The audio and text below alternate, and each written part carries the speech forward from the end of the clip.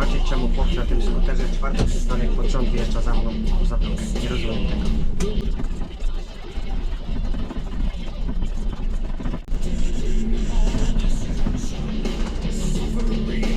Nie, no on jest niesamowity.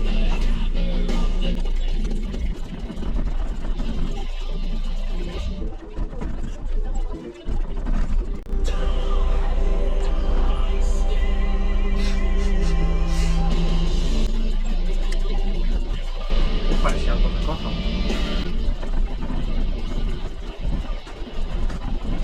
Myślę, że on tu też za mną jedzie. Jedzie.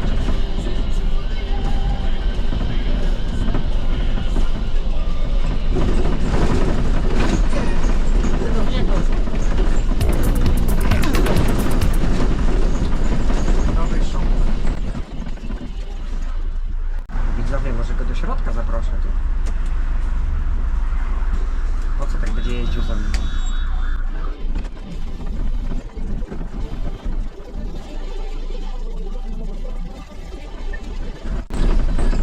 Dobra, to już zaczyna być dziwne. Weird, weird. Jeszcze autobus zaraz go sprasuje tam między nami. Co naprawdę? To nie mogę.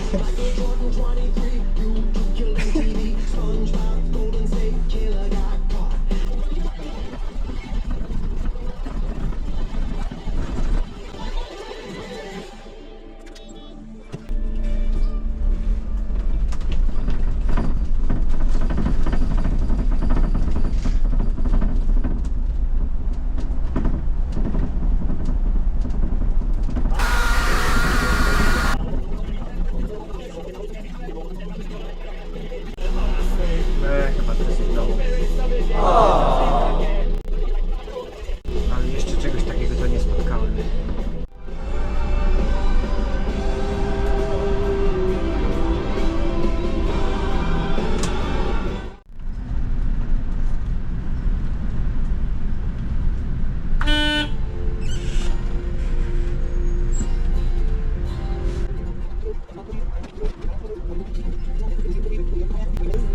I'm a bad boy for breaking her heart.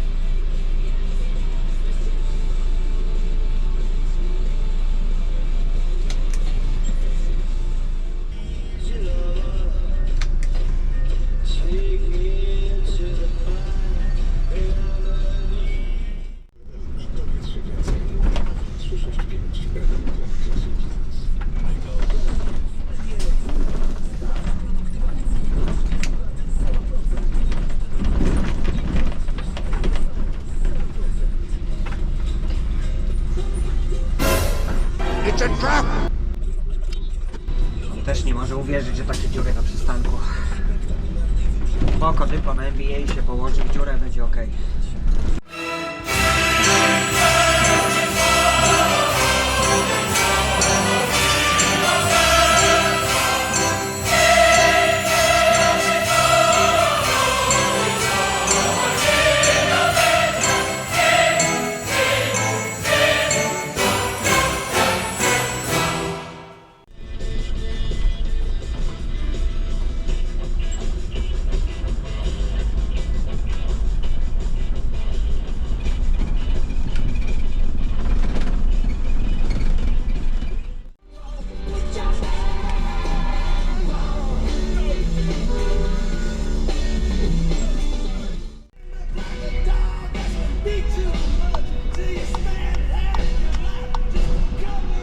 to miało być?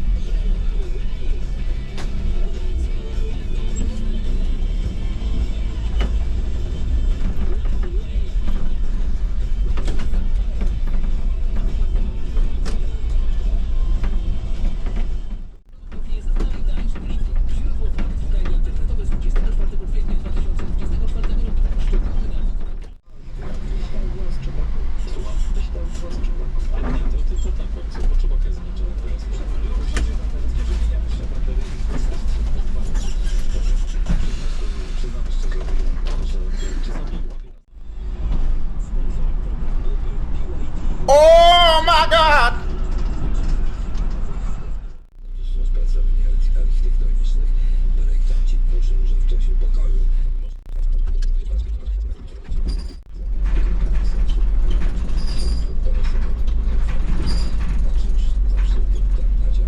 Fatalny to ty jesteś.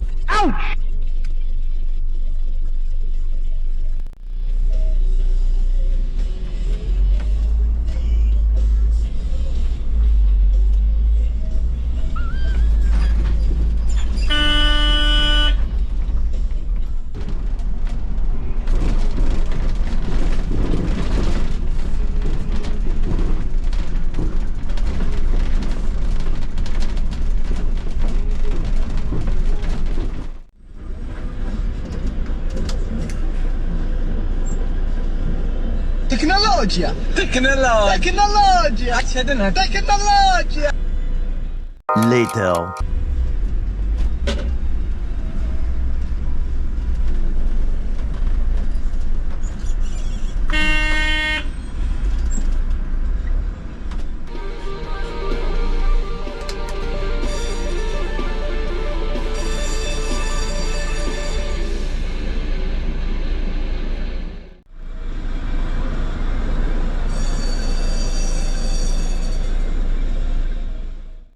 Dzień dobry widzowie. Na zakończenie filmu trochę takiej mojej pogadanki, ale jestem wredny. Znęcam się nad tymi widzami niesamowicie. Odcinki z tym moim ględzeniem miały być sporadyczne, ale ze względu na brak aktywności ostatnimi czasy pewne tematy mi się nawarstwiły, dlatego jest teraz trochę tego gadania. Ostatnio na łamach lokalnej prasy i mediów społecznościowych pojawiła się seria artykułów sponsorowanych.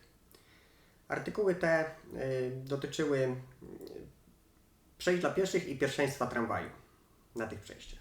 W tych artykułach pojawiały się takie głupoty, że zwyczajnie nie mogłem zostawić tego bez komentarza. Kto jest odpowiedzialny za te artykuły?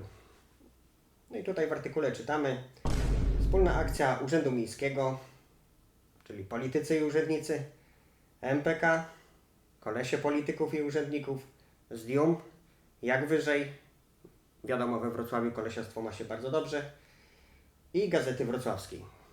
No to ci od tego plebiscytu, ale się normalnie kwartet dobrał, no nic z tego dobrego nie mogło wyjść. W tym miejscu na moment się zatrzymajmy, bo zaraz się znowu pojawią komentarze, że znowu szczuję na urzędników. Nie szczuję, a krytykuję. To jest diametralna różnica. Ja też dostaję krytykę w komentarzach. Zwyczajnie muszę się z tym liczyć. I tu też bardzo dziękuję osobom, które nie zgadzają się ze mną i potrafią napisać to w sposób cywilizowany.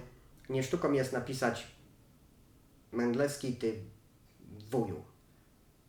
To jest poziom Plujka czy tam Króla Wrocławia. Po to też jest ta sekcja komentarzy, aby każdy mógł wyrazić swoją opinię Krytyka też pozwala mi spojrzeć na pewne sprawy z innej perspektywy. No cóż, no urzędnicy też muszą się z nią liczyć. Dlaczego ja tych urzędników tak tutaj gnębię? Swego czasu bardzo dużo jeździłem linią 145, gdzie właśnie ci urzędnicy układali rozkłady jazdy na tą linię. Tutaj proszę zwrócić uwagę na kurs numer 11.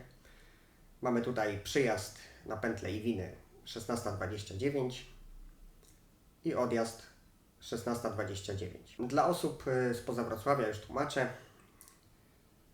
Pętla Iwiny jest dość charakterystyczna. Jest tam przystanek końcowy dla wysiadających. Po czym należy wyjechać, wypuścić pasażerów, wyjechać z przystanku, przejechać 300 metrów, zawrócić na rondzie, następnie podjechać kolejne 300 metrów na przystanek dla wsiadających. Trwa to mniej więcej około 2 minut, jak dobrze pójdzie. Czyli już ktoś, układając rozkład, założył, że ten autobus odjedzie opóźniony. Rozumiem, mogą być rzeczy trudne, mogą być rzeczy bardzo trudne. Ale to zwyczajnie było niemożliwe. To było nierealne. Nie można być fizycznie w 2 tych samych miejscach w tym samym czasie. I jeżdżąc tą linią, codziennie czułem się jakby taki urzędnik pluł mi w twarz. Tym właśnie rozkładem. Zresztą nie tylko mi, pasażerowi również. No zaraz do tego dojdziemy. I jak to wyglądało w praktyce? Przypominam, że to są godziny szczytu popołudniowego, więc przyjechanie, nawet ta 16:29 to graniczyło po prostu z cudem. Czasem się zdarzało, ale to była jakaś anomalia. Jak to wyglądało z perspektywy pasażera? Powiedzmy, pasażer wychodzi na autobus, jest na przystanku 16:27, czeka na autobus 16:29. Autobus nie przyjeżdża, pasażer czeka zniecierpliwiony, no i wpadam wtedy ja. Powiedzmy 10 minut spóźniony, 16:39. Wysadzam ludzi na przystanku dla wysiadających, zawracam na rondzie, podjeżdżam na przystanek, ruszam 12 minut opóźniony, 16:41. No i wtedy pasażer co sobie myśli? Kurczę, mój autobus 16:29 nie przyjechał, a ten odjechał 3 minuty przed czasem. No i jeżdżą jak chcą. I potem ja muszę wysłuchiwać tego typu marudzenie. Zresztą jak widzicie, na pierwszej zmianie to wcale też lepiej nie wyglądało. Właściwie śniadanie, powiedzmy, można było zjeść o godzinie, nie wiem, 11, jak dobrze poszło. I teraz pomyślcie sobie, że jesteście w ciągłym pośpiechu, w ciągłym stresie. I tak to miesiącami, bo te rozkłady to tak z 2 lata wyglądały. Ciągle wszystko szybko, na biegu. Toaleta na biegu, jedzenie na biegu. Stąd też czasem pojawiały się takie moje nerwowe reakcje ze względu na ten ciągły stres i ciągły pośpiech. A wszystko to przez jakiegoś urzędnika, który wymyślił sobie rozkład jazdy, który jest nie do zrealizowania. No ale na tym jego komputerku wszystko się zgadza. On pięknie ma teoretycznie zachowaną częstotliwość przejazdu. Szkoda tylko, że jest to niemożliwe. W tym komentarzu też pojawiały się jakieś odnośniki do wykształcenia. No, dobre sobie. Większość urzędników i polityków nie ma adekwatnego wykształcenia do piastowanych stanowisk. Oczywiście nie mówię tutaj o jakichś szeregowych pracownikach. Nie mam nic do pani Jadzi, która pracuje w urzędzie miejskim i przyjmuje podania o dowód osobisty. Ja krytykuję osoby decyzyjne. Te, które decyzje podejmują i te, które je akceptują. Jak się tak przyjrzeć wykształceniu polityków, to większość jacyś historycy, filozofowie. Oczywiście z całym szacunkiem dla osób, które pracują w tych zawodach i się w tym realizują. A jeżeli już jakiś nawet polityk ma, powiedzmy, jakieś sensowne wykształcenie, typu jest to prawnik, lekarz, no to dlaczego on poszedł w politykę? Zwyczajnie dlatego, że jest marnym prawnikiem i marnym lekarzem. Nikt normalny nie rezygnuje z zarobków rzędu, nie wiem, kilkudziesięciu tysięcy złotych, tylko po to, żeby zarabiać jakieś marne grosze, nie wiem, w Sejmie, czy jako prezydent miasta, burmistrz, wójt gminy. No niestety, no taka jest moja opinia na ten temat. Przykłady, proszę bardzo. Nasze tutaj lokalne, narcystyczne słoneczko jest socjologiem. Co ma socjologia do zarządzania miastem? Nie wiem. No, chyba że liczyć ten jego szemrany dyplom MBA, który ma co najwyżej wartość papieru toaletowego. I to kiepskiego. Ale dobra, no powiedzmy, został wybrany w demokratycznych wyborach. Jeżeli spełniał jakieś tam minimalne wymagania kandydata, to może mieć równie dobrze wykształcenie podstawowe. Nie ma to większego znaczenia. Został wybrany w wyborach. Dalej. Tu będzie trochę kontrowersyjnie. Były prezes MPK Wrocław, pan w żółtym szaliczku, z którego teraz wszyscy robią świętego. Zresztą ten człowiek to jest temat na osobny film. Nie będę się tutaj za bardzo wypowiadał na jego temat. Był politologiem. Dużą spółką miejską zarządzał politolog. Na jakiej podstawie? No, powiem wam na jakiej podstawie. No, skończył wyższą szkołę kolesiostwa, no to wiadomo, stanowisko się należało. No i teraz już słyszę takie te głosy oburzenia. No, o zmarłych to się mówi albo dobrze, albo wcale. No okej, rozumiem. To w takim bądź razie to się tyczy wszystkich. Czyli o pewnym malarzu z Austrii, czy o wąsatym Józefie z Gruzji też należy mówić tylko dobrze. No i zaraz kolejne, oczywiście, głosy oburzenia. No, jak możesz porównywać tego człowieka do zbrodniarzy? No, wbrew pozorom cała trójka miała dużo wspólnego. Żaden z nich nie tolerował głosu sprzeciwu. Jego zdanie było najważniejsze i nie mogło być inaczej. Nie tolerowali żadnej krytyki oraz otoczyli się przytakiwaczami i pochlebcami. Wracając do urzędników, oni też są odpowiedzialni m.in. za stan dróg w tym mieście, który jest tragiczny. Cierpią na tym prowadzący pojazdy komunikacji miejskiej. Niezdrowe jest przebywanie w ciągłym hałasie. Kręgosłup też dostaje od ciągłej jazdy po wybojach. I teraz najlepsze. Ci urzędnicy w miastach takich jak Włocławek czy Leszno dostali już 35-godzinny tydzień pracy. Za chwilę od lipca Szczecinek wprowadzi dokładnie to samo i zobaczycie, to zaraz ruszy lawinowo. Wszelkie urzędy, urzędnicy będą pracować po 35 godzin. I teraz jak sobie to zestawię z pracą kierowcy autobusu w dużych miastach, gdzie ten czas pracy tygodniowy to jest, tak mniej więcej oscyluje w okolicach bliżej 50 godzin, no to po prostu mi się nóż w kieszeni otwiera. Biedaczki tak są przepracowane, że muszą pracować 35 godzin w tygodniu. Okej, wracamy do tematu, bo się rozgadałem jak zwykle. Jeżeli chodzi o artykuł, to w nim napisane jest to, że tramwaj ma zawsze pierwszeństwo przed pieszym na pasach. Z tym, że zawsze to jest słowo klucz. I tu w artykule czytamy sobie, to oznacza, że nawet jeśli pieszy znajduje się na pasach, musi ustąpić pierwszeństwo nadjeżdżającemu tramwajowi.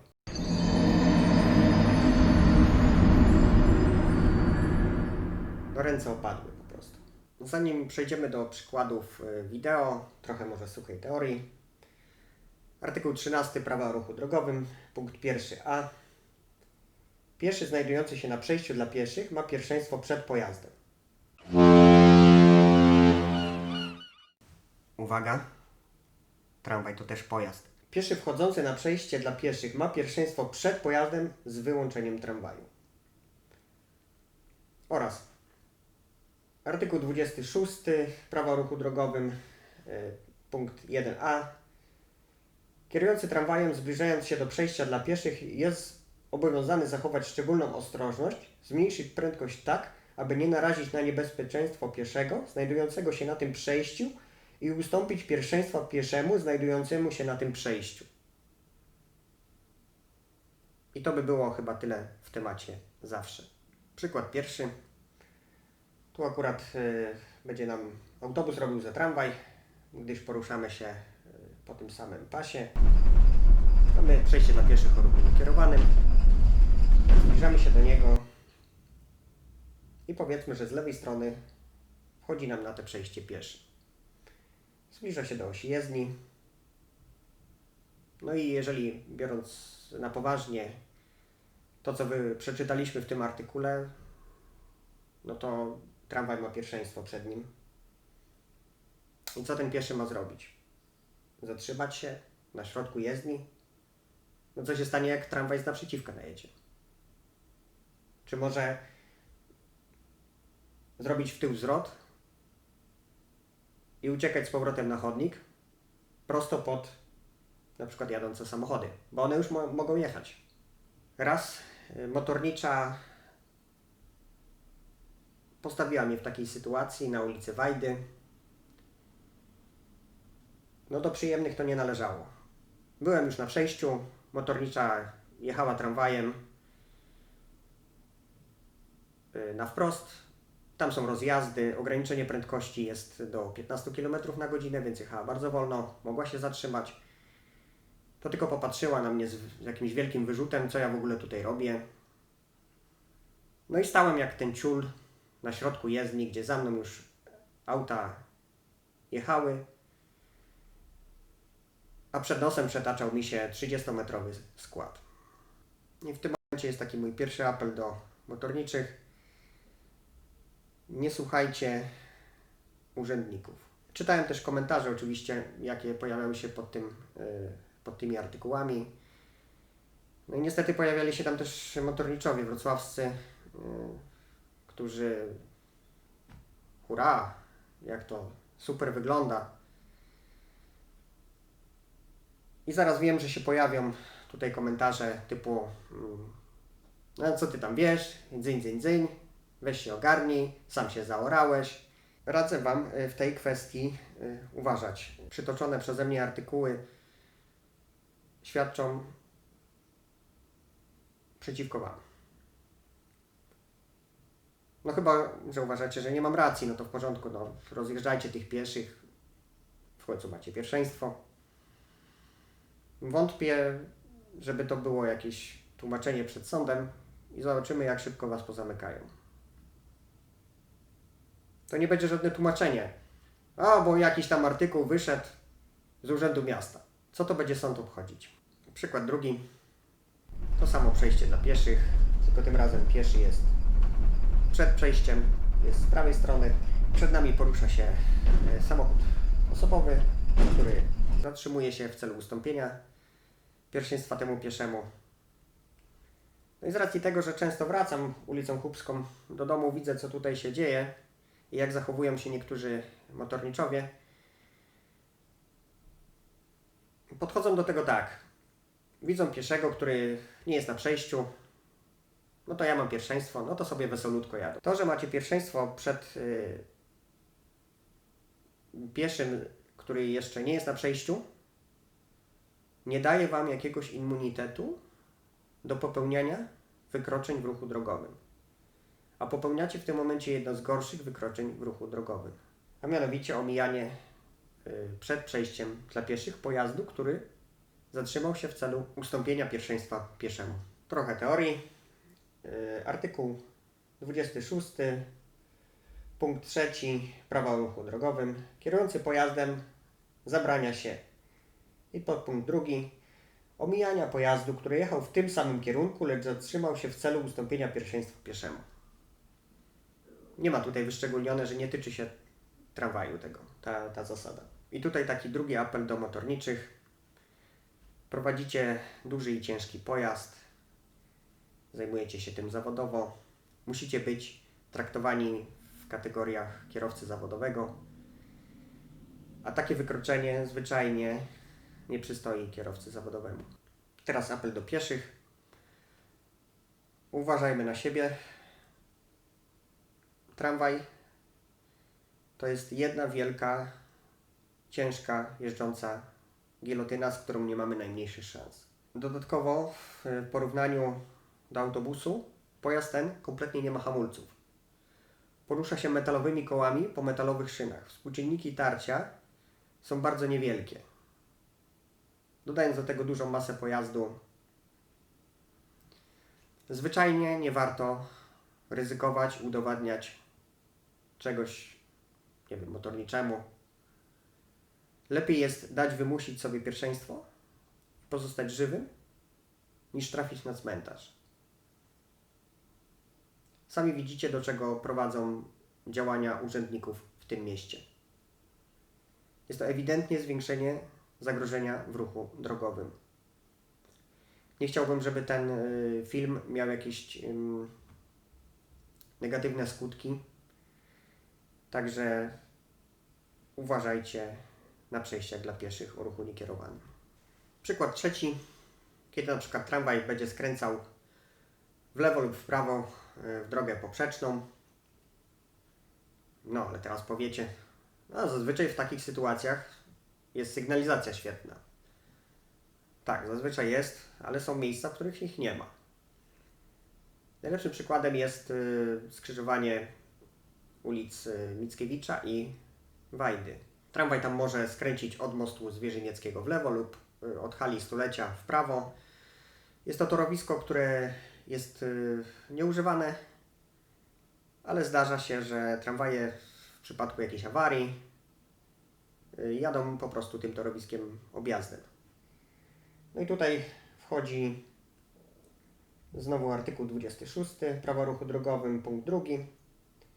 Kierujący pojazdem, który skręca w drogę poprzeczną, jest obowiązany ustąpić pierwszeństwa pieszemu przechodzącemu na skrzyżowaniu przez jezdnię drogi, na którą wjeżdża. Znowu tutaj nie jest wyszczególnione, że ta zasada nie tyczy się tramwaju. Tak jak powiedziałem wcześniej, tramwaj to też pojazd. Jaki był cel? Nie bójmy się tego słowa. Takich kłamliwych artykułów. Może urzędnicy chcieli podnieść bezpieczeństwo poprzez nastraszenie pieszych. Intencje może i były dobre, jednak jest tutaj też druga strona medalu. Dajemy pewne przyzwolenie motorniczym na utratę koncentracji, uwagi, zrobienie z nich jakichś świętych krów na drodze. No myślę, że to nie tędy droga. Może to mieć dokładnie odwrotny skutek od zamierzonego. No okej, dzięki za obejrzenie, kto dotrwał do końca tej gadaniny. Pozdrawiam wszystkich motorniczych. Jak najmniej stresu. Żeby takich sytuacji, jak widzieliście na filmie, było jak najmniej. I uważajcie też na siebie. Do zobaczenia, cześć. Had hoped that Braddock's presence at the talks would increase their ability to negotiate.